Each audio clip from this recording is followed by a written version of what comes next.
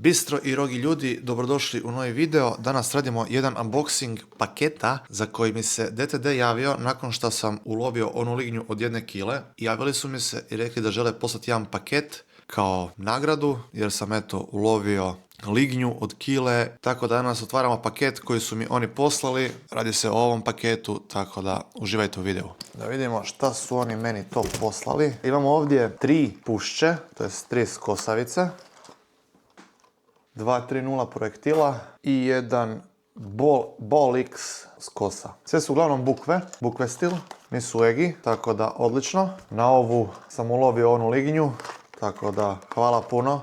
Šta su još poslali? Gumene privjeske.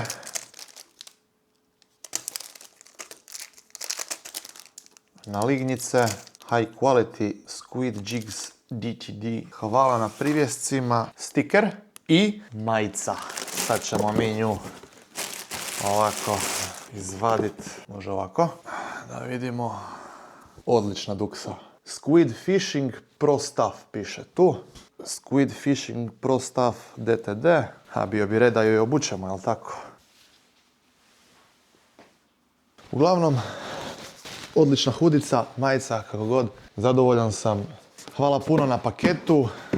Sve će se ovo koristiti. Privjesci idu na ključeve, skosavice idu u torbu za skosavice. I ništa, idemo na more loviti još neke velike lignje, ako more da. Bistro i Rogi, nadam se da vam se svidio ovaj video kratki. Nismo izašli na more zato što je kiša, tmurno je već danima, tako da evo čekam i ja da izađem na more malo. Vidimo se u sljedećem videu, ostavite nešto u komentarima, pretplatite se. Bistro i Rogi.